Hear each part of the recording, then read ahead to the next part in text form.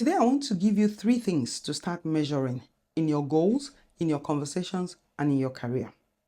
Because what you don't measure, you can't manage. And what you can't manage, you can't finish. Now, last week, I asked you to sharpen your 2026 goals. Many of you sent me your rewritten goals. I read every single one of them.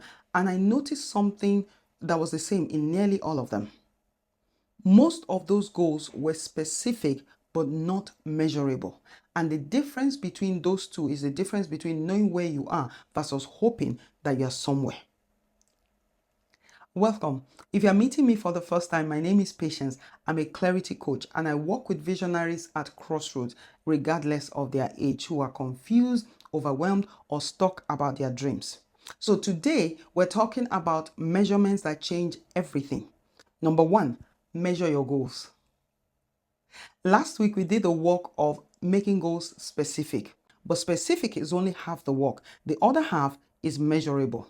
You see, a measurable goal answers 3 questions: how much, how many, and how often.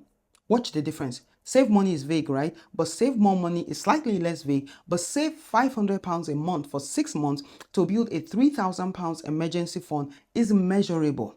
And here's the gift of a measurable goal that a vague goal can never give you. The moment £500 hits your savings on the 30th, you have evidence that you've moved forward. You get to celebrate properly. You get to adjust if you are falling behind.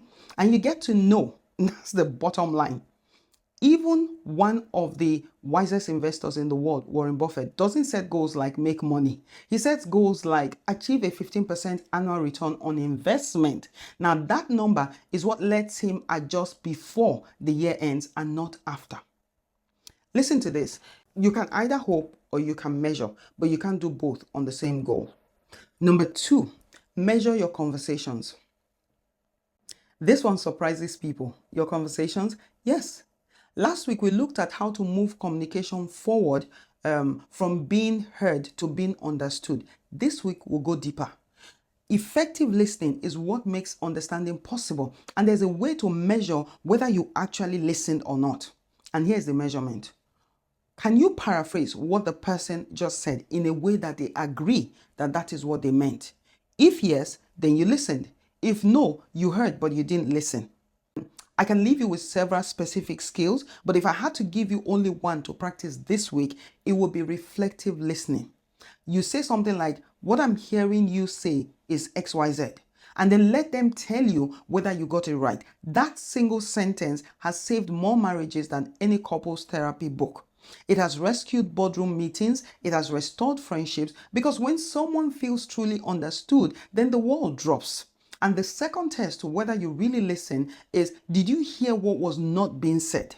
Either the pause or the shift in tone or the look down before they answered you. Because the fact is this, true listening hears what is not being said. And that's only the kind of listening that builds the relationship that you actually want. Number 3, measure your career growth. Over the last 2 weeks, I have walked you through 5 quiet career mistakes. Not seeking feedback, lacking clear goals, avoiding challenges, neglecting your network, and failing to adapt. But knowing the mistake is not enough. You need to measure where you stand on each one of them.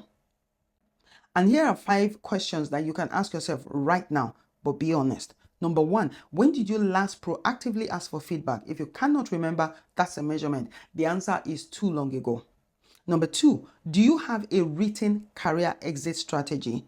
Even if you plan to stay there for 20 years, yes or no?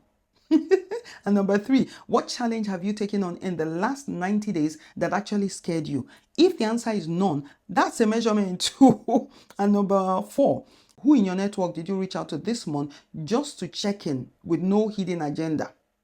And number 5, what skills have you developed in the last 6 months that the industry is moving forward? 5 honest questions will tell you exactly where your career stands now. Not hopes about it, not your stories about it, the data. Because here's the hard truth, my friend. One day, your career will not need you anymore.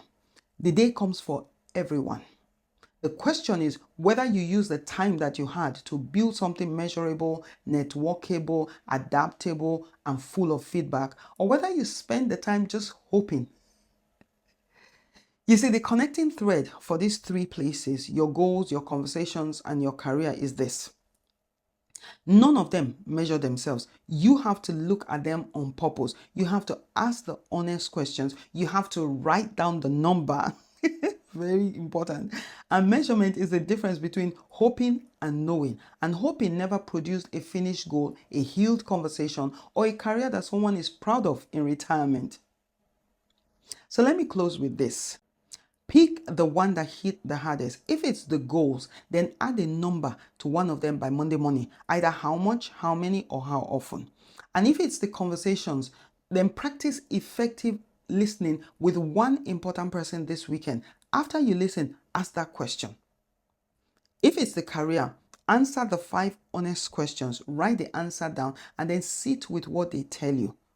Always remember this, that the goal you don't measure is the goal that you don't finish. Now, if something stayed in you while you were watching, send me a message. The link is in the channel description. I read every message myself. And don't forget to hit the subscribe button, and I'll see you next Saturday on another purpose-driven journey.